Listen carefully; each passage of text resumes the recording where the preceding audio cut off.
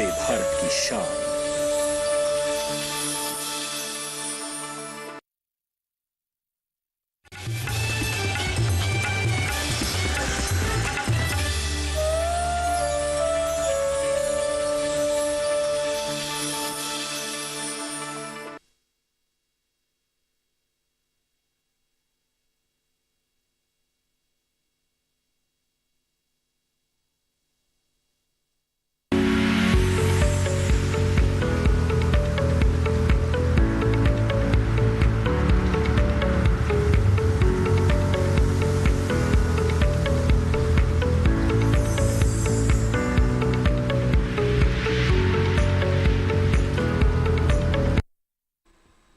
नमस्कार, आप देख रहे हैं दूरदर्शन किसान कार्यक्रम हेलो किसान में आप सभी का स्वागत है। मैं हूं मोनालिसा। जी हां, शाम के 6 बज चुके हैं। लेकर हाजिर हैं हम कार्यक्रम हेलो किसान, जिसमें कृषि क्षेत्र से जुड़े हुए अलग अलग विषय हम अलग अलग दिन आपके लिए लेकर आते हैं, जिस पर हमारे विशेषज्ञ मेहमानों से हम विस्तार से चर्चा करते हैं।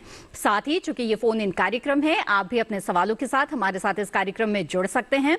आइए सबसे पहले हम आपको आज के कार्यक्रम के विषय के बारे में बता दें। हेलो किसान कार्यक्रम में आज के विषय हैं किसान उत्पादक संगठन और शरदकालीन गन्ने की बुआई एवं सह फसली खेती। जी हाँ, तो ये दो महत्वपूर्ण विषय हैं जिन पर आज हम विस्तार से चर्चा करेंगे। आप अपने सवालों के साथ हमारे साथ जुड़ सकते हैं इस टोल फ्री नंबर के जरिए। नोट कर लें हमारा टोल फ्री नंबर 1800-113060 और 1800-113061। ये टोल फ्री नंबर है, इसलिए कोई पैसा इसमें आपको नहीं लगना है, लेकिन आपको इस बात का ध्यान रखना है कि बातचीत के दौरान टीवी सेट की आवाज बंद रखें और सीधे सीधे फोन लाइन के जरिए बातचीत करें। इससे बातचीत में रुकावट नहीं आएगी। बहरहाल आगे बढ़ते हैं और हमारे खास मेहमानों से आपका परिचय करा देते हैं। इस वक्त हमारे साथ यहाँ पर मौजूद हैं डॉक्टर एसके सिंह, जो कि उप कृषि विपणन है, कृषि एवं किसान कल्याण मंत्रालय, भारत सरकार में। बहुत बहुत स्वागत है आपका। साथ ही हमारे साथ स्टूडियो में इस वक्त मौजूद है डॉक्टर एसएन सिंह, पूर्व प्रधान वैज्ञानिक, भारतीय गन्ना अनुसंधान संस्थान, लखनऊ, उत्तर प्रदेश से। आपका भी बहुत बहुत स्वागत है हेलो किसान कार्यक्रम में। आइए बातचीत की शुरुआत करते हैं और किसान उत्पादक संगठन के बारे में जानते हैं, जिस पर इन दिनों काफी जोर दिया जा रहा है। किसानों के लिए क्यों लाभप्रद है किसान उत्पादक संगठन से जुड़ना, विस्तार से इसके बारे में जानते हैं। तो डॉक्टर एसके सिंह, बताएं हमें किसान उत्पादक संगठन के बारे में, उसकी विशेषताओं के बारे में। जी, हम सभी जानते हैं कि हमारी जोतें बहुत छोटी हैं।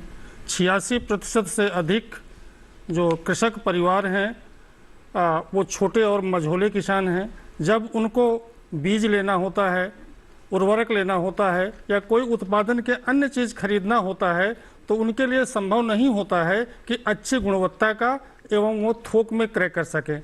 और उस अपने छोटे ज़मीन के टुकड़े पर कैसे वो वैज्ञानिक ढंग से खेती करें, ये भी उनके लिए व्यवहार्य नहीं हो पाता है। और इससे बड़ी समस्या ये थी कि छोटे छोटे उपज को लेकर के कैसे वो क्रेता के पास जाएं, किस बाजार में जाएं, कहां पर अपनी चीज़ को बिक्री करें, ये चीज़ भी बहुत मुश्किल होती थी। इसीलिए जो यह पीओ है, ये एक सहकार के सिद्धांत पर बना है। इसका किसान भाइयों को समझना होगा कि यह उन्हीं की चीज़ है, ये मालिक वही हैं और वो एक दूसरे के लाभ के लिए, हित के लिए इसको चलाना होता है और इसको सक्रिय रूप से उसमें भागीदारी करनी होती है। इसका अर्थ किसान भाइयों को मैं फिर कहना चाहूँगा, कतई नहीं है कि केवल एक समूह में जुड़ जाएं और उसमें अपनी सक्रिय भागीदारी सुनिश्चित ना करें। जब तक सक्रिय भागीदारी सुनिश्चित नहीं करेंगे, तब तक यह पीओ कारगर नहीं होंगे, आपको लाभ नहीं देंगे और आप अपनी जो भी इससे लाभ सोचा गया है वो आपको नहीं मिल पाएगा। बिल्कुल, तो इसके बारे में विस्तार से जानेंगे कि किसान उत्पादक संगठन किस तरह से बनाया जा सकता है, साथ ही इसमें सक्रिय किस तरह से रहे और किस तरह के फायदे इसके हैं। विस्तार से चर्चा करेंगे। आइए उससे पहले नजर डाल लेते हैं इस रिपोर्ट पर।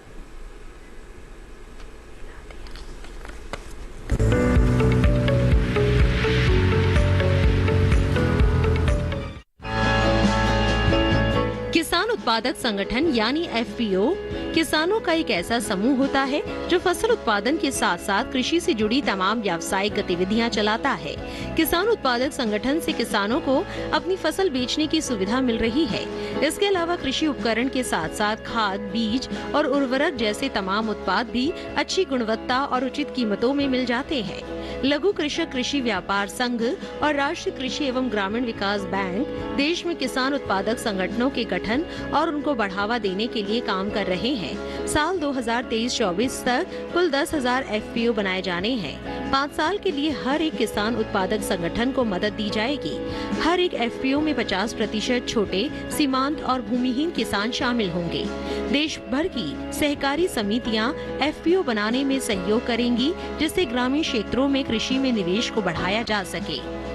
FPO को लेकर जारी दिशा निर्देशों के अनुसार पहाड़ी क्षेत्रों और पूर्वी राज्यों में बने FPO को छोड़कर हर एक FPO में कम से कम 300 किसान सदस्य होते हैं। इनमें भी महिला किसानों का प्रतिनिधित्व ज्यादा होना चाहिए। दूसरी ओर पहाड़ी क्षेत्रों और पूर्वोत्तर राज्यों में बने FPO में न्यूनतम 100 सदस्य हो सकते हैं।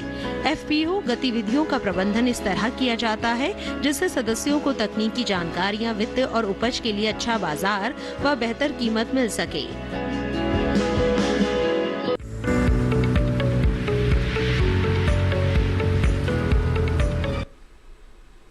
जी हाँ, तो किसान उत्पादक संगठन से जुड़ी हुई एक रिपोर्ट आपने इस वक्त देखी। और हमारे अगले मेहमान का रुख करते हैं। डॉक्टर हसन सिंह, आपसे जानना चाहेंगे, शरदकालीन गन्ने की जो खेती है वो किस रूप से किसानों के लिए लाभप्रद है और क्या इसके फायदे हैं? सबसे पहले यही बताएं हमें। जी जी जी, देखिए किसान भाइयों, गांव में एक कहावत बहुत ही प्रचलित है, उत्तम खेती मध्यम बान, गन्ना बोए चतुर किसान। चतुराई इसमें यही बात होती है कि अगर हम गन्ने की खेती करते हैं और जहाँ जहाँ गन्ने की खेती किसान भाई करते हैं और जहाँ जहाँ गन्ने का उत्पादन होता है वहाँ पर देखिए किसानों की हालत जो है ना बहुत अच्छी होती है। वहाँ गरीबी बहुत कम देखने को मिलती है। और यहाँ अगर हम शरदकालीन गन्ने की बुआई की बात करते हैं तो शरदकालीन गन्ना बुआई करने से करीब 15 से 20% गन्ना उपज ज़्यादा मिलती है और आधा इकाई प्रतिशत चीनी के परते में बढ़ोतरी होती है। वनस्पति की जो बसंत काल में यानी हम फरवरी के महीने में गन्ना बोते हैं, तो लिहाजा इस हिसाब से देखा गया है कि जो शरद काल में गन्ने की बुआई की जाती है या जो समय समय चल रहा है, तो अगर किसान भाई हमारे शरद काल में गन्ने की बुआई करते हैं तो उनको ज़्यादा मुनाफा होगा और मुनाफा होने के साथ ही साथ उनको उपज में भी बढ़ोतरी मिलेगी। बिल्कुल, लेकिन बहुत ही अच्छा और उपयुक्त समय चल रहा है शरदकालीन गन्ने की बुआई के लिए और ये आपको काफी फायदा भी देता है। तो खेती के दौरान किन किन बातों का ध्यान रखना जरूरी है, इस पर आज हम विस्तार से चर्चा करेंगे। आइए उससे पहले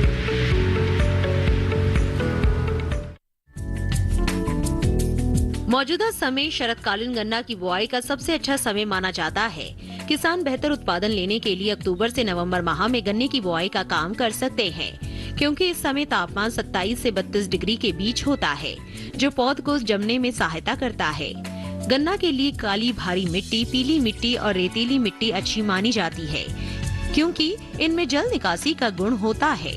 लागत कम करने और भरपूर मुनाफा कमाने के लिए किसान ट्रेंच विधि का इस्तेमाल कर सकते हैं।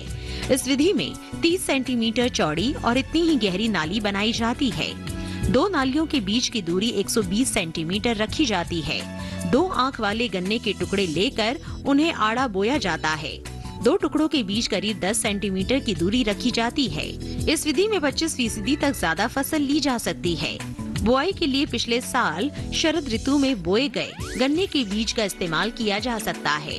बुआई के समय खेत में ट्राइकोडर्मा मिला ले, साथ ही प्रति हेक्टेयर 10 टन गोबर की खाद डालें। गन्ने के साथ और भी फसलें लगाई जा सकती है।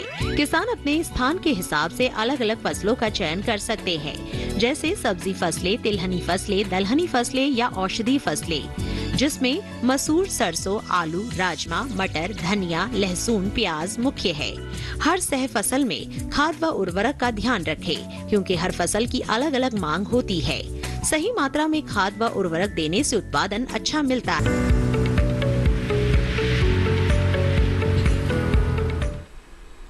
जी हाँ, तो ये रिपोर्ट आपने देखी और अब बातचीत को आगे बढ़ाते हुए डॉक्टर एसके सिंह आपका रुख करना चाहूंगी। इससे पहले आपने हमें बताया किसान उत्पादक संगठन के बारे में, बताया कि ये किस तरह से सहकार के सिद्धांत पर आधारित है, लेकिन सहकारिता से इसमें क्या अंतर है दोनों में, किसान उत्पादक संगठन और जो सहकारिता जो कोऑपरेटिव चलाए जाते हैं उसमें? बहुत अच्छा प्रश्न है, क्योंकि एक चीज़ कहा जाता है कि सहकारिता में काफ़ी राजनीतिक हस्तक्षेप रहता है, जी। जिससे वो सुचारू रूप से नहीं कार्य कर पाते हैं। लेकिन इसमें ध्यान दिया गया है, किसान भाइयों को मैं बताना चाहूँगा कि यह सहकार के सिद्धांत पर तो है, लेकिन इसका जो बिजनेस मॉडल है उसमें व्यापार कैसे करना है, यह तत्व जो है वो कंपनी से लिया गया है। तो इसका जो कार्यशैली है वो एक दूसरे की मदद करते हुए आगे बढ़े, लेकिन इसका जो बिजनेस किया जाए, कैसे आगे ले जाया जाए, क्या किया जाए, वो उसके सिद्धांत पर जाता है। तो किसान भाई इसमें जुड़ें। एक चीज़ मैं ये भी कहूँगा कि पहला प्रश्न ये हमेशा आता है कि हम कैसे जुड़ें, बिल्कुल, क्योंकि ये उनके दिमाग में रहता है एफपीओ कहाँ बनाएं, किससे मिले, कहाँ करें। जी, तो बहुत ही अहम सवाल ये आपने बताया डॉक्टर एसके सिंह। इस पर विस्तार से हम चर्चा करेंगे और जानेंगे कि किसान उत्पादक संगठन बनाए कैसे। लेकिन इस बीच हमारे साथ एक कॉलर जुड़ गए हैं, उनका सवाल यहाँ पर ले लेते हैं। नंदस्वरूप मिश्रा जी इस वक्त बाराबंकी उत्तर प्रदेश से हमारे साथ जुड़ गए हैं। नंदस्वरूप जी स्वागत है आपका, पूछे अपना सवाल। जी नमस्कार सर, मैं नंदस्वरूप मिश्रा उत्तर प्रदेश बाराबंकी। मैं जानना चाहता हूं कि किसान संगठन बनाने के लिए हमें कहां पर पंजीकरण या रजिस्ट्रेशन कराना चाहिए जी, और बाजार में उतरने के लिए हमें क्या क्या करना चाहिए, और अपना जो उत्पाद हम ले जाएं उसकी ग्रेडिंग कैसे करें, माल छांट करके छोटा बड़ा मंझोला किस प्रकार से अलग अलग करें, और संगठन में जाए तो हमें कितना बड़ा लाभ मिलेगा। और दूसरी चीज गन्ना के बारे में ये जानना चाहता हूँ, इस समय शरद ऋतु चल रही, तो गन्ना भी मेरा कच्चा है, तो गन्ना बोआई के लिए हम पूरा गन्ना काट करके बो सकते हैं कि गर्मी जब भी 2-3 महीने बाद बोआई करेंगे तो गन्ना तो मेरा पूरा पक जाता है, तो ऊपर का हिस्सा हमें बोना पड़ता है, नीचे का तो हमें मिल ले जाना पड़ता है।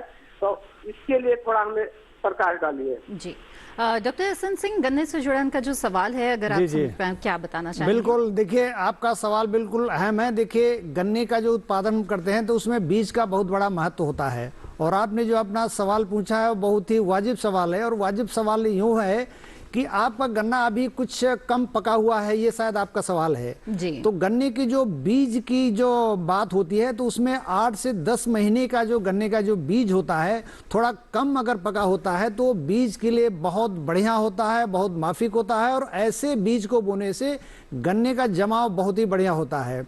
ये समय ऐसा चल रहा है शरतकालीन गन्ने की बुआई का, इसमें मिट्टी में हमारी प्रचुर मात्रा में नमी भी उपलब्ध है, और ऐसे में अगर आप एक एक आँख का टुकड़ा काट करके और गन्ने की बुआई करेंगे और बुआई के समय सारी सावधानियों का ध्यान रखेंगे, मसलन कि गन्ने की जो बीज का उपचार है, उपचार कैसे करना है वो आप सभी जानते होंगे, और गन्ने की जो ना लाइन से लाइन की दूरी कितनी रखनी है उतना करके। और उसके बाद जो सबसे अहम बात यह है कि हमारे किसान भाई गलती ये कर देते हैं कि जब गन्ने का टुकड़ा हमने नाली में डाल दिया, कूड़ों में डाल दिया, उसके ऊपर आप 7-8 इंच मिट्टी से ढक देते हैं, जिससे कि जो है ना गन्ने का जो जमाव है बाधित हो जाता है, कम जमाव होता है। तो मेरा आप सभी से निवेदन है, सभी को सलाह है कि गन्ना बोने के बाद 2.5 से 3 अंगुल मिट्टी से ही ढकाई करें, जिससे कि गन्ने का जमाव अच्छा होगा। और जमाव के साथ साथ गन्ने से फूटने वाली जो कलिकाएं हैं, जिसको कि हम टिलर्स कहते हैं,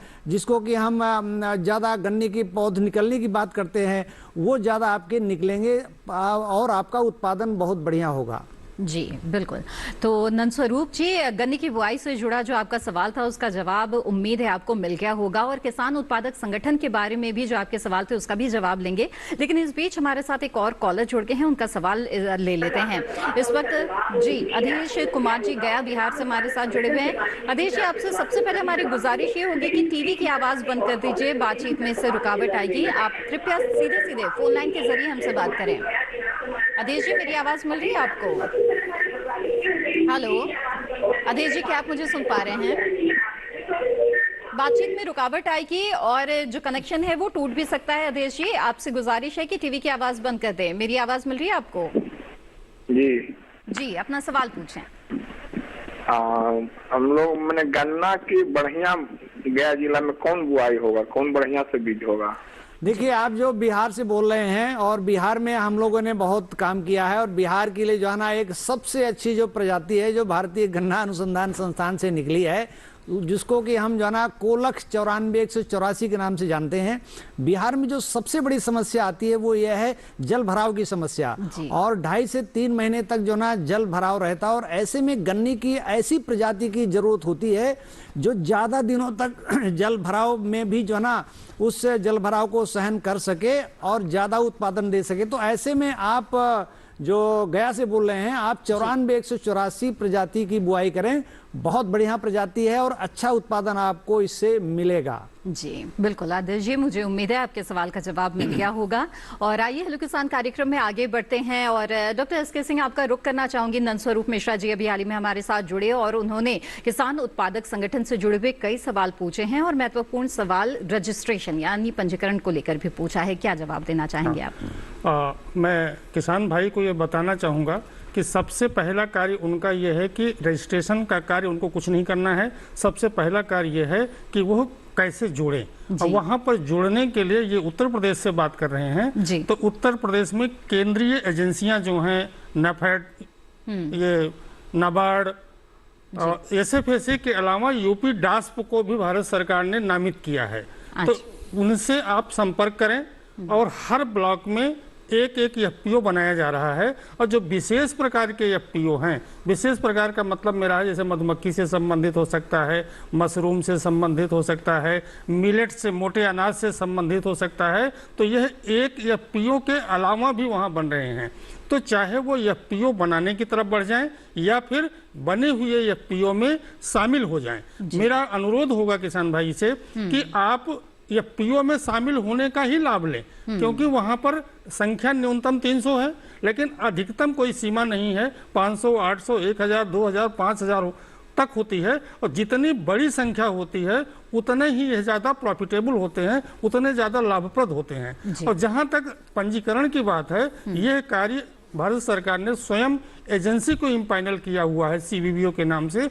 वो लोग ही इसको कंपनी के कानून में या राज्य सरकार के जो सहकारिता कानून है उसमें पंजीकृत कराते हैं, और आगे सारा कार्य उन्हीं को करना होता है। इनको केवल भागीदार बनना होता है, सक्रिय रूप से काम करना होता है। बिल्कुल इसी तरह से किसान उत्पादक संगठन की गतिविधियों के बारे में भी विस्तार से आगे हम चर्चा करेंगे। साथ ही शरदकालीन गन्ने की खेती के बारे में भी हमारी चर्चा जारी रहेगी, लेकिन फिलहाल वक्त हो गया है एक छोटे से ब्रेक का। आप बने रहें दूरदर्शन किसान पर।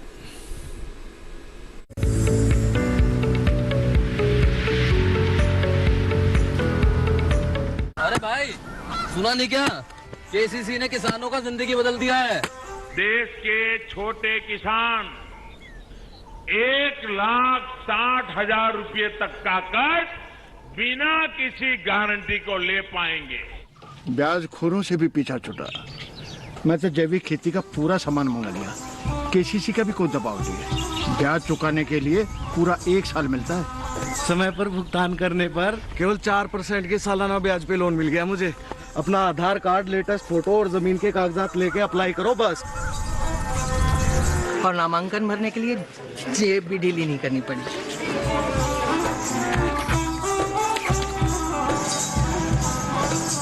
चाचा, उधार चुकाने के 24 घंटे के बाद उतने ही पैसे वापस निकाल सकते हैं। केसीसी ने किसानों की जिंदगी वाकई बदल दी है। तो आप भी किसान क्रेडिट कार्ड अपनाएं और सहजता से ऋण पाएं।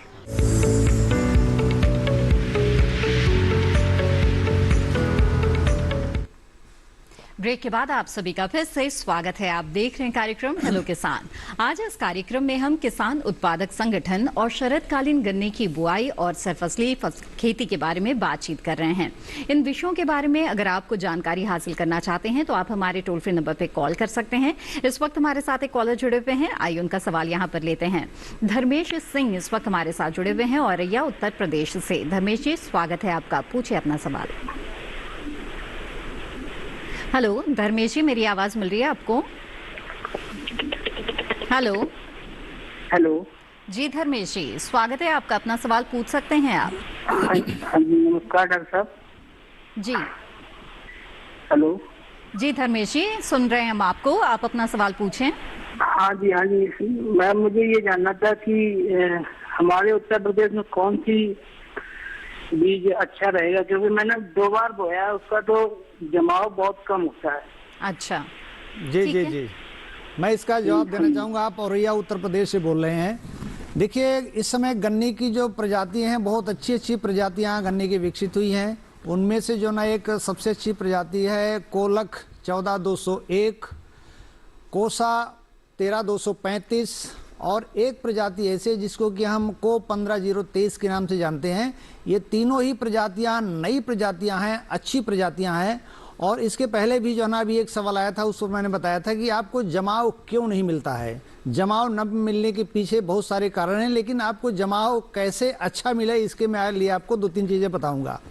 एक तो यह ना कि जो गन्ने का जो बीज होगा, वो जहाँ से आप बीज गन्ने का लेते हैं वो खेत में जो है ना सूखा नहीं होना चाहिए। अगर ऐसा है तो गन्ने के खेत में आप चला दें पानी, और पानी चलाने के बाद जब 6-7 दिन बुआई का रह जाए तो उसमें अगर आप 25 किलोग्राम यूरिया प्रति हेक्टेयर के हिसाब से गन्ने की लाइनों के किनारे किनारे बिखेर देते हैं, तो ऐसे में क्या होता है कि जो गन्ने का बीज जो आप इस्तेमाल करने वाले हैं उस गन्ने में नमी की मात्रा ज़्यादा हो जाती है, और साथ ही साथ उसमें जो मिठास की मात्रा है वो उस रूप में परिवर्तित हो जाती है जिस रूप को गन्ने में के जमाव के लिए उसकी आवश्यकता होती है।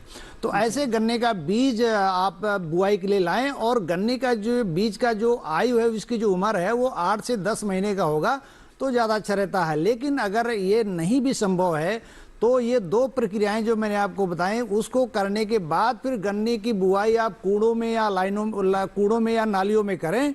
और बुआई करने के बाद जो किसान भाई जो गलती कर देते हैं वो ये है कि बोने के बाद उसमें 8 से 10 इंच मिट्टी से ढकाई कर देते हैं या पूरा कूड़ ढक देते हैं। ऐसे में क्या होता है, और फिर आपने चला दिया पानी तो गन्ना का बीज रह गया नीचे और उसके ऊपर से लाद दिया आपने मिट्टी, तो ऐसे गन्ने को जम करके ऊपर आने में बहुत ज़्यादा ऊर्जा खर्च करनी पड़ती है और ऊपर आते आते वो मर जाता है। लिहाजा आपको ये सलाह दी जाती है कि 2.5 से 3 अंगुल मिट्टी से ही ढकाई करें, और बीज जो आप लाते हैं बीज को जो ना छटाई करना जरूरी है। अगर उसमें कोई बीमारी लगी हुई है तो उस बीज को हटा दें और 2 या 3 आंख के टुकड़ों से काटें, और काटने के बाद आपको बीज का उपचार करना है बाविस्टिन की दवा से। बाविस्टिन की दवा जो है ना आप 200 ग्राम मात्रा ले लें और 100 लीटर पानी, और उसको जो है ना कम से कम आधे घंटे तक बीज में उसको घोल में डुबोए रखें। किसान भाई क्या करते हैं कि दोनों किनारे आप लोगों ने जल्दी जल्दी उसमें डुबोए और उसके बाद आपने बुआई कर दी। हमारे भारतीय गन्ना अनुसंधान संस्थान की ये सिफारिश है कि अगर आपको बीज का उपचार करना है और बीज को निरोग बनाना है, उसमें से जो ना बीमारी गन्ने में ना आ पाए, उसके लिए आधे घंटे तक आपको बीज को डुबोना है। और साथ ही साथ एक चीज ये मैं बताना चाहूंगा कि अगर ट्राइकोडर्मा कल्चर अगर आपको मिल जाता है तो उसको बुआई के पहले अगर खेत में अगर वो अप्लाई कर देते हैं तो खेत भी आपका ठीक हो जाएगा, और सबसे बड़ी जो परेशानी होती है वो बीमारियों की होती है। बिल्कुल, तो बहुत ही अच्छी जानकारी यहाँ पर दी है आपने, किस तरह से बीज उपचार करें, साथ ही कौन सी उन्नत किस्मों का चुनाव आप कर सकते हैं, और जमाव अच्छा हो इसके लिए किन बातों का ध्यान रखना जरूरी है। आइए आगे बढ़ते हैं, अगले कॉलर हमारे साथ जुड़ गए हैं, उनसे बात करते हैं। विपिन जी सागर मध्य प्रदेश से हमारे साथ जुड़े हुए हैं इस वक्त। विपिन जी स्वागत है आपका, पूछिए अपना सवाल। जी मैम नमस्ते। मैम मेरे 2-3 सवाल हैं। मैम पहला सवाल ये था कि जो किसान उत्पाद संगठन है तो इसमें 300 कम से कम होने चाहिए व्यक्ति, जो 300 किसान होने चाहिए, तो क्या ये कोई मायने रखता है कि दूसरे ब्लॉक से या दूसरे जिले से, तो इसमें कोई तो वो तो नहीं है लिमिट के एक ही इलाके से होना चाहिए। पहला ये सवाल ये था। और दूसरा सवाल ये था कि जैसे कोई संगठन बन जाता है तो उसको कोई नाम वगैरह भी दिया जाता है कि मतलब इसकी पहचान कैसे रहेगी कि ये संगठन का नाम ये है। और तीसरा सवाल ये था कि इसमें फायदे क्या क्या होते हैं और किस तरीके से होते हैं। जी बिल्कुल, आपने बहुत ही अच्छे सवाल पूछे हैं, आइए इनका जवाब लेते हैं। तो सबसे पहले बताएं हमें डॉक्टर एस के सिंह की क्या एक ही जगह से इन सदस्यों का होना जरूरी है? जी किसान भाई को मैं ये बताना चाहूँगा कि इसमें 2 चीजें हैं। एक तो यह है कि विशेष प्रकार के कोई एफपीओ बन रहे हैं। विशेष प्रकार से मतलब यह है कि कोई शहद का एफपीओ बन रहा है, या कोई मिलेट्स का बन रहा है, या कोई मशरूम का बन रहा है, या कोई फूल का, कुछ ऐसी चीज का बन रहा है जिसके क्लस्टर एक जगह नहीं मिल सकते हैं। उसके क्लस्टर के लिए आपको दो ब्लॉक, 3 ब्लॉक, या इवन 2 जिलों 3 जिलों में भी जाना पड़ सकता है, तो वहां के भी किसान को शामिल कर सकते हैं। लेकिन अगर साधारण सब्जी के के, फल के, इस टाइप के एफपीओ बना रहे हैं। तो कोशिश यही करना चाहिए कि उस ब्लॉक के, जिस ब्लॉक के लिए बना रहे हैं, उस ब्लॉक के ही किसान उसमें सम्मिलित हों। इससे क्या फायदा होता है कि उन किसानों की पहुंच बनी रहती है आपस में कि उसको कैसे खेती बाड़ी करनी है, कैसे वैज्ञानिक पद्धति से आगे जाना है, कैसे प्रोड्यूस को, उत्पाद को एग्रीगेट करना है, इकट्ठा करके उसको कैसे बेचना है, कैसे मीटिंग में भाग लेना है, क्योंकि ये एक ऑर्गेनाइजेशन बन जाता है, एक संस्था बन जाती है। उसमें भाग लेने के लिए, आगे आने के लिए एक्सेसिबिलिटी होनी चाहिए, नजदीक के बातें होना चाहिए। और भी कोई दो प्रश्न था जी। इसके साथ ही पूछ रहे थे कि नाम किस तरह से तय किया जाता है, पहचान किस तरह से बनती है किसी एफपीओ की? नाम आपको स्वयं रखना होगा, लेकिन नाम के साथ साथ अगर आप कंपनी के कानून में इसको रजिस्टर करा रहे हैं तो उनके जो नियम हैं, बाद में जो शब्द, दो एक शब्द लगाए जाते हैं, वो उनके होंगे। शेष नाम आप स्वयं रख सकते हैं। ऐसे ही कोऑपरेटिव के बारे में है, तो नामकरण करके जब आप इसको अप्लाई करेंगे, आपका सीबीबीओ ही करेगा ये सब सारा कागजात लेकर, वहाँ कंपनीज एक्ट में या कोऑपरेटिव सोसाइटीज के रजिस्ट्रार के यहाँ इसको अप्लाई करेगा, तो लोग इसको रजिस्टर कर लेंगे और रजिस्टर करने के बाद फिर आपकी कंपनी रजिस्टर हो गई। तीसरी बात इनके प्रश्न ये था कि इसके लाभ क्या है। बिल्कुल, मैं यहाँ से बात को रखना चाहूँगा कि अभी 3 साल तक इसको सस्टेन कराने के लिए भारत सरकार कई तरीके की सहायता दे रही है। तो सहायता को मैं किसान भाइयों को 2 भागों में विभाजित करके बताना चाहूँगा। एक तो तकनीकी सहायता कि कैसे इनको हैंड होल्ड किया जाए, कैसे इनको बिजनेस सिखाया जाए, कैसे खेती सिखाया जाए, उसके लिए ऑर्गेनाइजेशन रखा हुआ है जिसमें विभिन्न प्रकार के विशेषज्ञ हैं, चाहे वो उत्पादन से संबंधित हों, चाहे कानूनी सलाह से संबंधित हो, क्योंकि बहुत सारे डॉक्यूमेंट्स इनको फाइल कराने होते हैं कंपनीज एक्ट में, कोऑपरेटिव में, उसके लिए है। तो यह सारी सुविधाओं के लिए इनके पास सारी व्यवस्था की गई है। और दूसरी बात जो है, इसमें आर्थिक लाभ देने की बात भी है। सरकार जो है 18 लाख या 3 लाख 18 लाख रुपए प्रति एफपीओ के हिसाब से इनको अनुदान भी देती है। इसमें क्या क्या हो सकते हैं, जैसे आपको एक सीईओ रखना पड़ सकता है जो उसको चलाए, क्योंकि कोई पढ़ा लिखा व्यक्ति होना चाहिए। आपको एक अकाउंटेंट हिसाब किताब रखने के लिए हो सकता है। 25,000 रुपया भारत सरकार प्रति माह के हिसाब से सीईओ को देती है, 10,000 रुपया अकाउंटेंट को देती है। आपको ऑफिस खोलना पड़ सकता है, ऑफिस का खर्चा भी सरकार 4,000 रुपये पर प्रति माह के हिसाब से देती है। आपको टेलीफोन, जितने भी छोटे मोटे खर्चे होते हैं, कंप्यूटर जितनी भी चीज़ें हैं, सारी खर्चा देती है। लेकिन ये सब 3 साल के लिए ही है। तो आपको जब लाभ की बात आती है तो आपको बिजनेस, आपको एक्टिवली, आपको सक्रिय रूप से भागीदारी सुनिश्चित करके उस संगठन को आगे ले जाना होगा, उस संगठन का बिजनेस मॉडल विकसित करना होगा। आप प्रोसेसिंग में कर सकते हैं, प्रोसेसिंग के साथ मार्केट में जा सकते हैं। आप जो है निर्यात में भी जुड़ सकते हैं, क्योंकि बहुत सारे एफपीओ निर्यात में भी जुड़ रहे हैं। आजकल फ्यूचर्स ट्रेडिंग में, ऑनलाइन ट्रेडिंग जो हो रही है, फ्यूचर्स मार्केट में भी बहुत सारे एफपीओ जुड़े हैं, उससे किसानों को, अपने जो सदस्य हैं उनको लाभान्वित करा रहे हैं। तो किसान भाइयों को यह ध्यान रखना होगा कि सरकारी अनुदान या सहायता उनको केवल खड़ा करने के लिए है, लंबे समय तक नहीं ले जाने के लिए है। लंबे समय उनको अपने पैरों पर खड़ा होना होगा और व्यापार को आगे बढ़ाना होगा। बिल्कुल। आइए अब आगे बढ़ते हैं। विपिन जी, मुझे उम्मीद है कि आपको बहुत ही विस्तार से जो जानकारी मिली है इससे आपको लाभ होगा। आगे बढ़ते हैं और इस वक्त हमारे साथ जुड़े हुए हैं विनीत जी, गोंडा उत्तर प्रदेश से। उनसे बात करते हैं। विनीत जी, स्वागत है आपका, पूछिए अपना सवाल। हेलो, आपसे गुजारिश होगी कि टीवी की आवाज बंद कर दीजिए, फोन लाइन पर बातचीत करें जी। टीवी की आवाज बंद कर दे विनीत जी। विनीत जी, क्या टीवी की आवाज बंद कर दीजिए। हेलो विनीत जी, क्या आपको मेरी आवाज मिल रही है? हाँ सर, हमको गन्ना और चना साथ में बुआई करना है। ठीक है जी, फिर से आप सवाल पूछिए। गन्ना और चने की बुआई साथ में करना चाहते हैं, तो ऐसे में आप क्या सुझाव देंगे? देखिए, ऐसा ना कि आपने सवाल बहुत बढ़िया पूछा है। गन्ने की बुआई का समय चल रहा है और अब से लेकर के और 31 अक्टूबर तक, और या कहें कि आप 15 नवंबर तक भी गन्ने की बुआई कर सकते हैं। और चने की बुआई देखिए आप गन्ने के साथ में कर सकते हैं, लेकिन इसमें जो है ना मुश्किल ये होती है कि गन्ने को आपको पानी देना होता है ज़्यादा, और चने को अगर आप पानी ज़्यादा देंगे तो चने की फसल हो जाएगी, काफ़ी ख़राब हो जाएगी, नष्ट तो नहीं कहूँगा लेकिन काफ़ी खराब हो जाएगी और उससे आपको उत्पादन कम मिलेगा। तो इसमें ऐसा करते हैं कि हमारे भारतीय गन्ना अनुसंधान संस्थान लखनऊ से एक ऐसे यंत्र का विकास किया गया है, उस यंत्र के मार्फत आप नालियों में गन्ने की बुआई कर सकते हैं और नालियों के बीच में उठी हुई मेड़ सैया, जिसको कि हम रेज्ड बेड भी कहते हैं, उस पर आप चने की बुआई कर देंगे तो आपका नालियों में पानी सिंचाई करेंगे तो गन्ने को पानी मिलेगा, थोड़ा बहुत पानी चने को मिलेगा। तो आप चने के साथ में, गन्ने के साथ में चने की सह फसली खेती कर सकते हैं। लेकिन गोंडा जिले में आप हैं तो आपको चने के साथ साथ और भी सहफसली खेती लेने का विकल्प है। मसलन कि आप जो है ना सब्जियों वाली फसलें ले सकते हैं, जैसे कि आपका घर गांव अगर बाजार के समीप है तो आप आलू, फूल गोभी, पात गोभी, मूली, गांठ गोभी, सलजम, इस तरह की सहफसली खेती कर सकते हैं और इनको करने से गन्ने की उपज पर कोई प्रतिकूल प्रभाव नहीं पड़ता, बल्कि ये देखा गया है कि अगर गन्ने के साथ में आप आलू की सहफसली खेती करते हैं तो आलू की उपज आपको 150 से 200 क्विंटल प्रति हेक्टेयर तो मिल ही जाएगी, जो बीच में आपको इनकम का एक जरिया होगा, आपकी थैली मोटी करेगा। लेकिन साथ ही साथ गन्ने की उपज भी ऐसी खेती करने से 5 से 7% ज्यादा हो जाती है।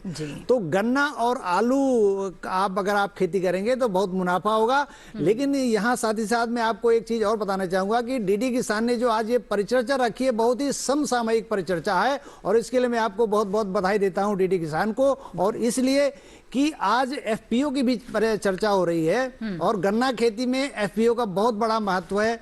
गन्ना खेती में बहुत महंगे महंगे जो हमारे मशीनें हैं, जो बुआई के यंत्र हैं और जो खेती किसानी में और भी यंत्र लगते हैं, तो हमारे जो छोटे और सीमांत कृषक हैं उनकी पहुंच से ये मशीनें उनकी पहुंच से बाहर हो जाती हैं। तो हम अपने किसानों को फसल में एफपीओ का क्या महत्व है, इसके बारे में विस्तार से आगे हम चर्चा करेंगे।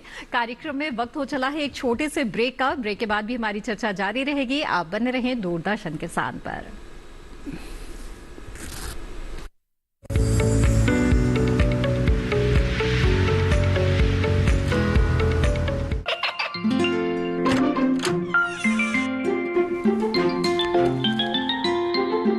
ये क्या हो रहा है?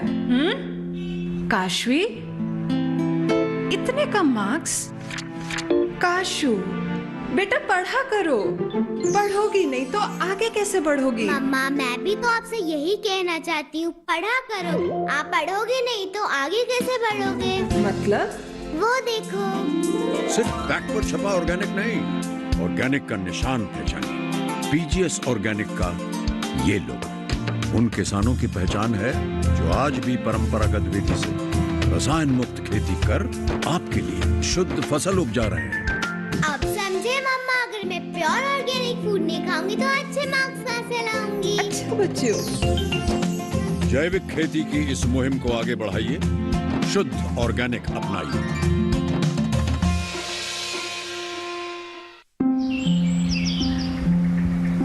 अरे क्या कर रहा है? इधर इधर इधर, हम बोल रहे हैं तेरे बीजू का। उतला बोल रहा है? हाँ, पक्षियों से तो हम खेत को बचा लेते हैं, पर इन घातक रसायनों से कैसे बचाएं? मतलब?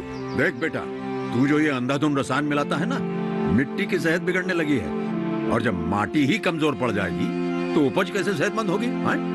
अरे पहले ऐसा नहीं था, पूछना अपने बड़े बुजुर्गों से, कैसे फसल लहलहाती थी, शुद्धता झलकती थी। हाँ, माटी भी तंदुरुस्त और लोग भी। अब पहली वाली बात कहाँ? पर अब तो सब यही डाले हैं। सब नहीं, आज भी लाखों जागरूक किसान परंपरागत विधि से फसल उगा रहे हैं। खर्चा कम और उपज की कीमत भी बेहतर पा रहे हैं। ठीक है भाई, मैं भी आज से जैविक खेती शुरू करूंगा। माटी से प्रेम की परंपरा है परंपरागत खेती।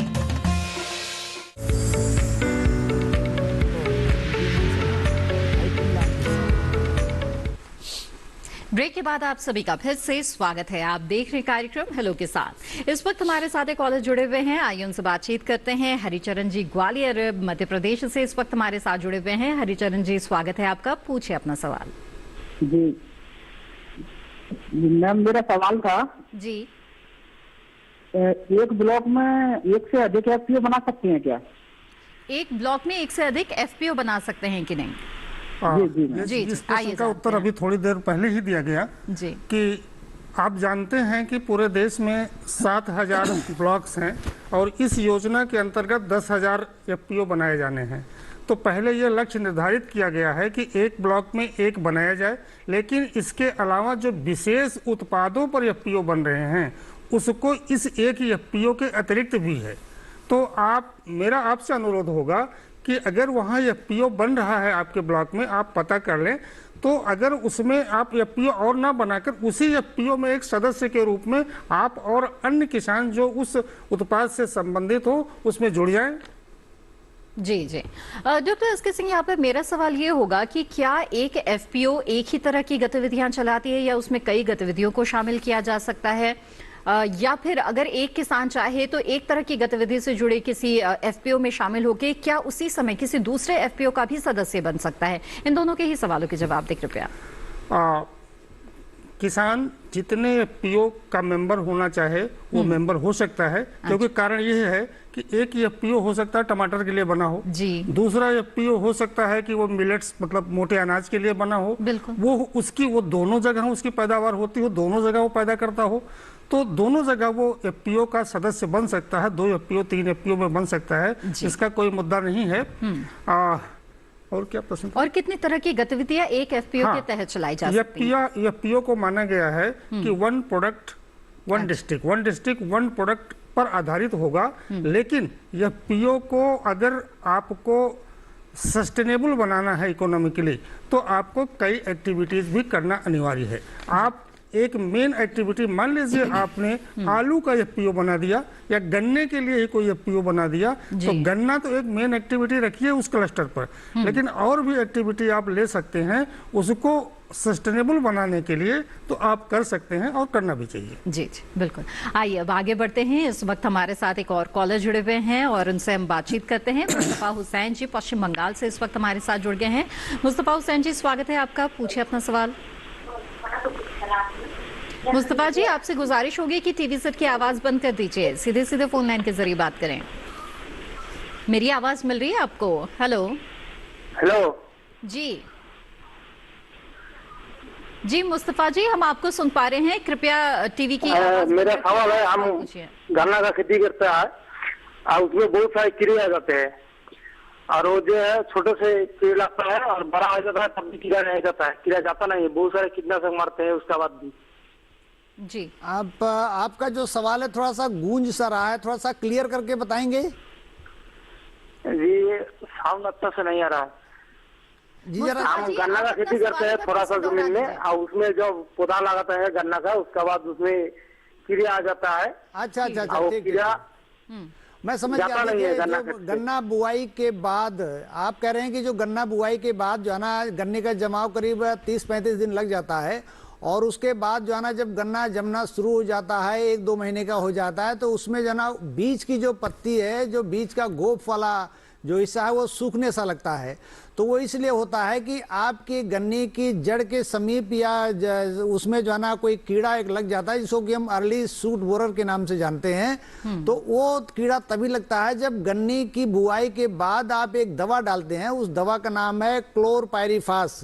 इसकी करीब 6.25 लीटर मात्रा और 1800 लीटर पानी का घोल बना करके 1 हेक्टेयर के क्षेत्रफल में आप कूड़ों में उसका छिड़काव कर देंगे हजारे की सहायता से, तो वो उसमें इस तरह के जो कीड़े आने की समस्या है, दीमक भी नहीं लगेगा और ये जो कीड़े की समस्या बता रहे हैं ये भी आपको नहीं लगेगा। लिहाजा आप बीज का उपचार करें और बीज का उपचार करने के बाद बुआई के बाद आप कूड़ों में क्लोरपायरिफास दवा का छिड़काव जरूर करें। बिल्कुल मुस्तफा जी, उम्मीद है आपके सवाल का जवाब मिल गया होगा और इस सुझाव पर आप अमल भी करेंगे।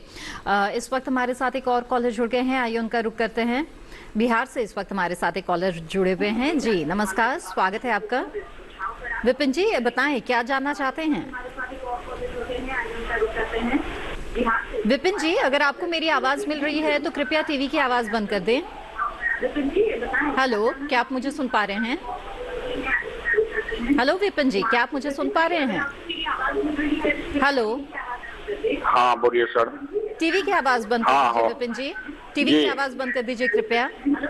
हाँ जी हाँ, सुन तो रहा। टीवी की आवाज बंद कर दीजिए कृपया। हेलो जी विपिन जी, अपना सवाल पूछिए।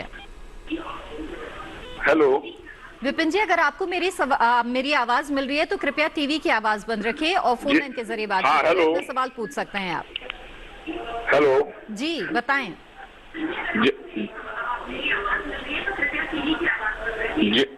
जी एफपीओ से जुड़ने के लिए कहाँ संपर्क करना पड़ेगा? एफपीओ से जुड़ने के लिए कहाँ संपर्क करना पड़ेगा? ठीक है, आइए जानते हैं। जी बताएं डॉक्टर।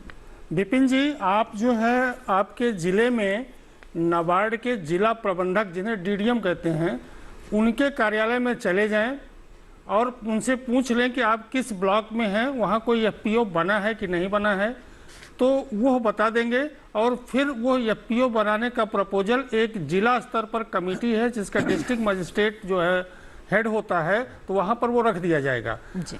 और इसके अलावा उनके अलावा आप एसएफएसी के वहाँ लोग होंगे, एनसीडीसी के बहुत सारे इम्प्लीमेंटिंग एजेंसी हैं, या आपको सरल तरीका है कि राज्य सरकार के कृषि विभाग या उद्यानिकी विभाग में जाकर के संपर्क स्थापित कर लें। यदि आप नाबार्ड से संपर्क स्थापित नहीं कर पा रहे हैं, लेकिन मुझे नहीं लगता कोई दिक्कत होगी क्योंकि उनका एक ऑफिसर हर जिले में पदस्थ होता है, तो वहां आप संपर्क कर लें, आपका कार्य हो जाएगा।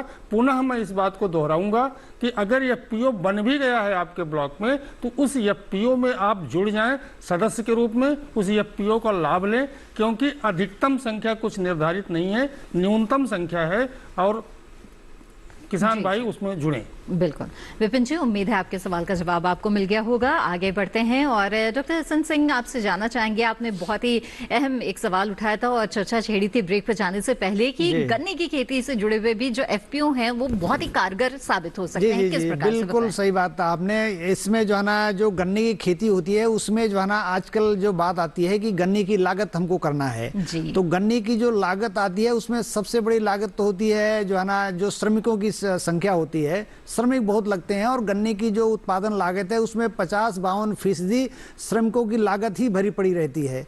तो ऐसे में अगर हम गन्ने की बुआई मशीनों को द्वारा कर सकते हैं, एक मशीन हमारे गन्ना अनुसंधान संस्थान लखनऊ से विकसित की गई है, उस मशीन के द्वारा हम उस गन्ने को काट करके खेत से और मशीन में लाद देते हैं। तो मशीन क्या करती है कि गन्ने के टुकड़ों की कटाई, कूड़ों की खुलाई, बीज का गिराना, खाद का गिराना, दवाओं का गिराना, कूड़ों की ढकाई, ये 5-6 काम सारे काम में मशीन कर लेती है। और इससे करने से क्या होता है कि ताज़ा गन्ने का बीज कट करके आता है और ताज़ा गन्ने का जो बीज होता है जमाव के लिए बहुत बढ़िया होता है, और जितना ताजे गन्ने का बीज होगा जमाव उतना अच्छा होगा।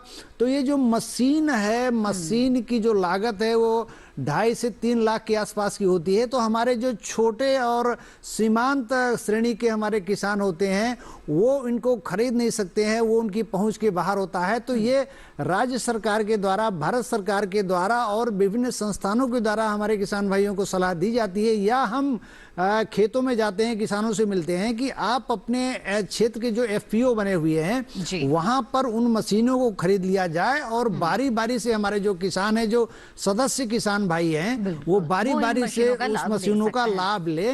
और इसके साथ ही साथ डॉक्टर हसन सिंह, यहाँ पर आपको रोकना पड़ेगा। इस वक्त हमारे साथ एक कॉलर जुड़ गए हैं, उनका सवाल यहाँ पर ले लेते हैं। संदीप जी मध्य प्रदेश से इस वक्त हमारे साथ जुड़े हुए हैं। संदीप जी, स्वागत है आपका, पूछे अपना सवाल। हेलो संदीप जी, क्या मेरी आवाज मिल रही है आपको? हेलो जी, पूछे अपना सवाल।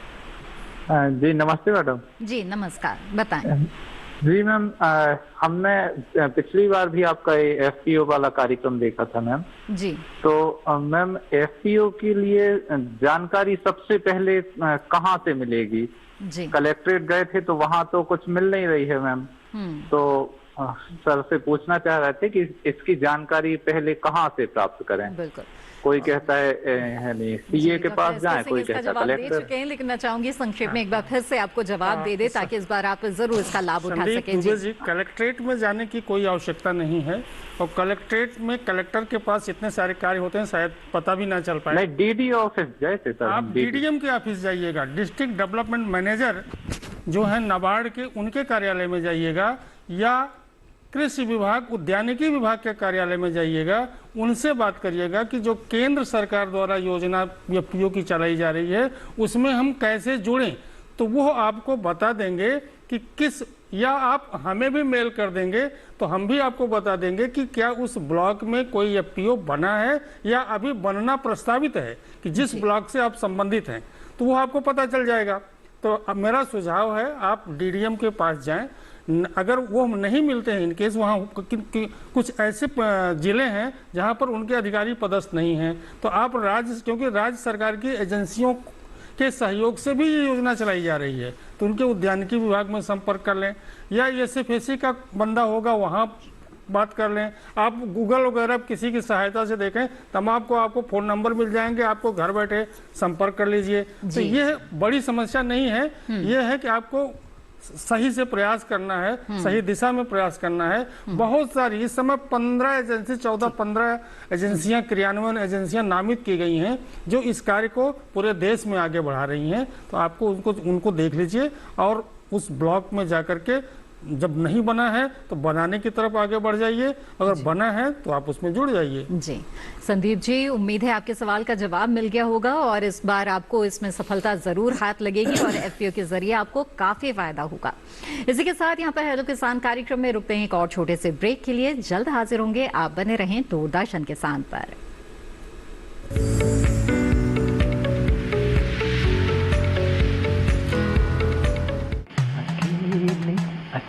अरे वाह भैया, अकेले अकेले। अरे तू भी ले, पर खाएगा कैसे?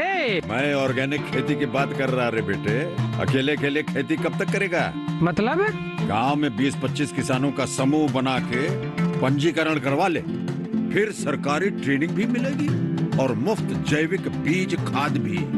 फिर पीजीएस ऑर्गेनिक की सरकारी मोहर के साथ तेरी उपज आकर्षक पैक में पहुंचेगी बड़े बाजार तक। अच्छा?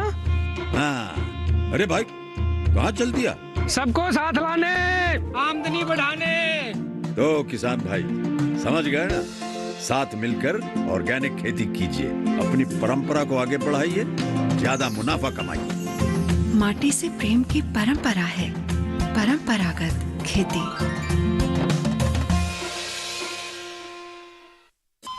अरे सुन तो। मुझे क्या सुनाना चाहते हो? जो सुनाओ मेरी सौतन को। किसको? अरे वही तुम्हारा मोबाइल फोन जिससे सुबह शाम दिन रात चिपके रहते थे और कहते थे किसान कॉल सेंटर से बातें हो रही हैं। अच्छा ये बात है। हाँ क्यों, क्या हुआ? अब बात नहीं होती क्या? अब तो झट से बात हो जाती है। ऐसा क्या? हाँ, अब तो ज्यादा लाइनें और खास तकनीक के कारण खेती के माहिरों से तुरंत बात हो जाती है। और अगर कभी लाइन व्यस्त हो तो अपनी समस्या फोन पर रिकॉर्ड करा दो, वहाँ से फोन आ जाता है और समस्या की हल का मैसेज भी आ जाता है। ये देखो आ गया। अरे वाह, इसका मतलब इंतजार की घड़ी अब खत्म। हाँ। तभी मैं सोचूं कि आजकल मुझ पर इतना प्यार क्यों आ रहा है।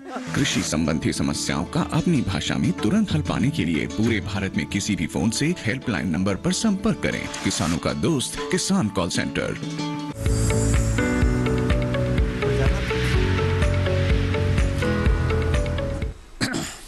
ब्रेक के बाद आप सभी का फिर से स्वागत है। आप देख रहे हैं कार्यक्रम हेलो किसान। इस कार्यक्रम में आज हम किसान उत्पादक संगठन और शरदकालीन गन्ने की बुआई और सफसली खेती के बारे में बातचीत कर रहे हैं। आपको बता दें कि हमारे बहुत सारे दर्शक हैं जो सोशल मीडिया के अलग अलग प्लेटफॉर्म्स के जरिए अपने सवाल हम तक पहुंचाते हैं और जैसा कि हम आपसे वादा करते हैं कि हम उन सवालों को कार्यक्रम में जरूर शामिल करेंगे। तो आइए आगे बढ़ते हैं और ऐसे ही कुछ सवालों को शामिल करते हैं जो हमें सोशल मीडिया के जरिए मिले हैं। वाजिद पठान जी ने सवाल पूछा है कि गन्ने की फसल के लिए कौन सा खाद प्रयोग करना चाहिए। आइए इसके बारे में जानते हैं। जी देखिए, आपने जो सवाल पूछा कि गन्ने की खेती में कौन सी खाद का प्रयोग करना चाहिए, तो मैं आपको बता दूं कि जो शरदकालीन गन्ना है या बसंतकालीन गन्ना है, इसमें हम लोग सलाह देते हैं कि 150 किलोग्राम नाइट्रोजन जो कि हम यूरिया के माध्यम से देते हैं, डाई के माध्यम से देते हैं, और 60 किलोग्राम फास्फोरस जो कि हम डाई के माध्यम से देते हैं या सिंगल सुपर फास्फेट के माध्यम से देते हैं, और 60 किलोग्राम पोटास जो हम म्यूरेट ऑफ पोटास के माध्यम से देते हैं।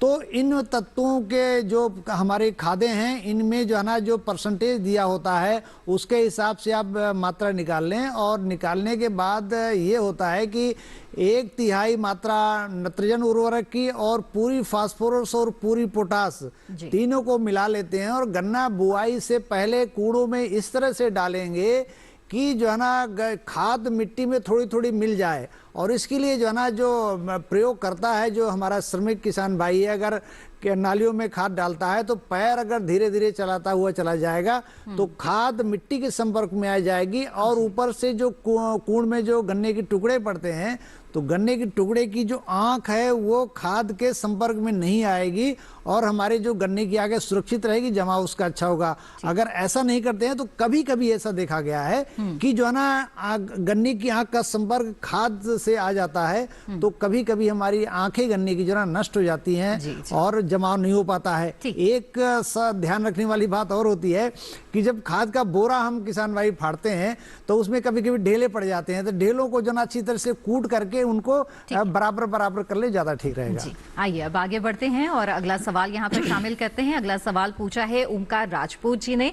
इन्होंने लिखा है कि ये हरदोई उत्तर प्रदेश से हैं और गन्ने की कौन सी प्रजाति की बुआई करे जो अच्छा उत्पादन दे। जी बहुत बहुत बढ़िया आपने सवाल किया। इस समय जो है ना 238 प्रजाति जो गन्ने की रही है उसमें जो है ना बहुत अच्छा उत्पादन मिला, चीनी भी का उत्पादन भी खूब हुआ और किसानों को गन्ने का उत्पादन भी खूब मिला। लेकिन अब धीरे धीरे समय के साथ साथ किसी भी प्रजाति की उम्र होती है और उम्र के हिसाब से उसमें जो है ना बीमारी का प्रकोप भी आने लगा है। अब इसके साथ ही साथ 3 प्रजातियां इस समय जो है ना हरदोई से आप बोल रहे हैं तो हरदोई के लिए जो ना 3 प्रजातियां हैं। एक तो लखनऊ संस्थान से प्रजाति है कोलक्स 14201, दूसरी प्रजाति है कोसा 13235 जो शाहजहांपुर संस्थान से आपके बगल से ही है, और तीसरी एक प्रजाति है को 15023। ये तीनों प्रजातियां हैं। हो सकता है कि आपको ज्यादा गन्ने का बीज ना मिल पाए, जितना भी अगर आपको मिल पाता है केन कमिश्नर उत्तर प्रदेश के द्वारा जो अलॉटमेंट होता है उसके बाद आपको जो भी बीज मिलता है उससे गन्ने के 3 आंख न काट करके आप गन्ने के एक आंख के टुकड़े काट करके और कम समय में ज्यादा से ज्यादा बीज उत्पादन करने की योजना बनाएं, क्योंकि जितना अच्छा बीज आपके पास होगा उतना अच्छा उत्पादन आपको मिलेगा। लिहाजा बीज उत्पादन पर विशेष ध्यान रखें इस साल। अगले साल आपके लिए जना प्रचुर मात्रा में इन प्रजातियों का बीज आपके खेतों में आपके पास उपलब्ध हो जाएगा। बिल्कुल। आइए अब आगे बढ़ते हैं, अगला सवाल लेते हैं। अक्षय चौधरी जी का सवाल है जिन्होंने ये पूछा है कि मैंने अभी अपने खेत में एनपीके डाला है, क्या मुझे गन्ने की बुआई के समय पोटाश डालने की जरूरत है? गन्ने की हाँ यस बिल्कुल आपने सही कहा। गन्ने की बुआई के समय पोटाश खाद का डालना बहुत जरूरी होता है, क्योंकि पोटाश खाद की कमी से गन्ने में जाना 2-3 तरह की समस्याएं उत्पन्न हो जाती हैं।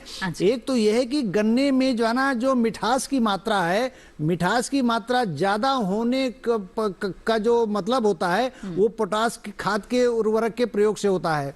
दूसरी बात ये होती है कि गन्ने की फसल में कीड़े और मकोड़े जो बीमारियां होती है उनको सहन करने की क्षमता पौधों में आ जाती है।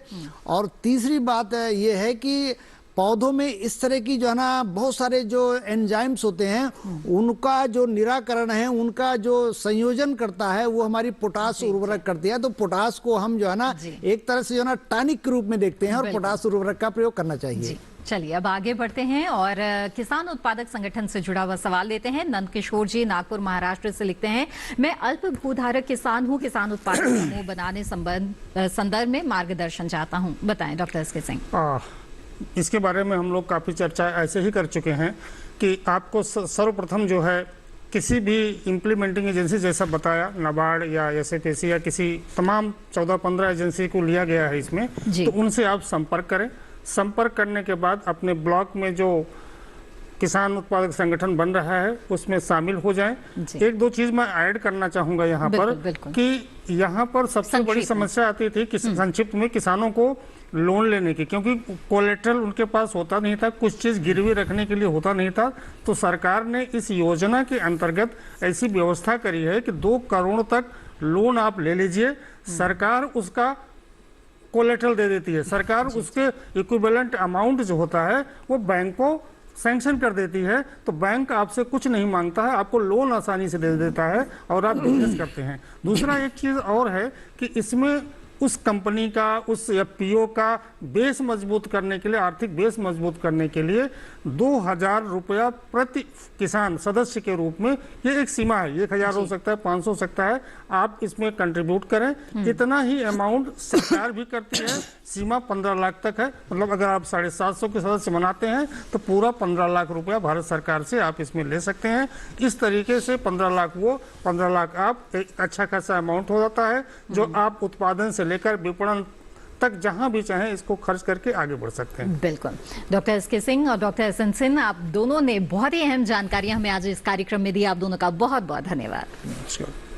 तो विस्तार से जाना आपने कि किसान उत्पादक संगठन किस तरह से बना सकते हैं और ये कितना फायदेमंद आपके लिए साबित हो सकता है। इसके साथ ही शरदकालीन गन्ने की खेती के बारे में भी यहाँ पर आपको जानकारियां मिली। आगे बढ़ते हैं, बता दें आपको कल के विषय के बारे में। हेलो किसान कार्यक्रम में कल के विषय होंगे गेहूं फसल की बुआई की तैयारी और सरसों की बुआई की तैयारी। आपको बता दें कि इन विषयों के बारे में आप अपने सवाल हम तक पहुंचा सकते हैं। आप हमें ईमेल कर सकते हैं hellokisan2015@gmail.com पर। इसके अलावा सोशल मीडिया के जरिए भी आप हमारे साथ जुड़े रह सकते हैं। फेसबुक, इंस्टाग्राम और ट्विटर हैंडल यहां पर आपके टीवी स्क्रीन के सामने हैं, जिनके जरिए आप हमारे साथ जुड़ सकते हैं और अपने सवाल हम तक पहुंचा सकते हैं। इसके अलावा दूरदर्शन किसान के कॉल सेंटर नंबर पर भी आप कॉल कर सकते हैं, अपने सवाल दर्ज करा सकते हैं। हमारा टोल फ्री नंबर है 1800-113060।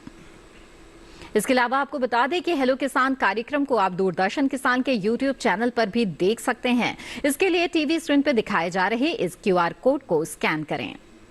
और इसी के साथ हेलो किसान की आज की कड़ी में बस इतना ही। फिर हाजिर होंगे लेकर कुछ और महत्वपूर्ण जानकारियां। तब तक के लिए दीजिए इजाजत। आप बने रहें दूरदर्शन किसान पर। नमस्कार।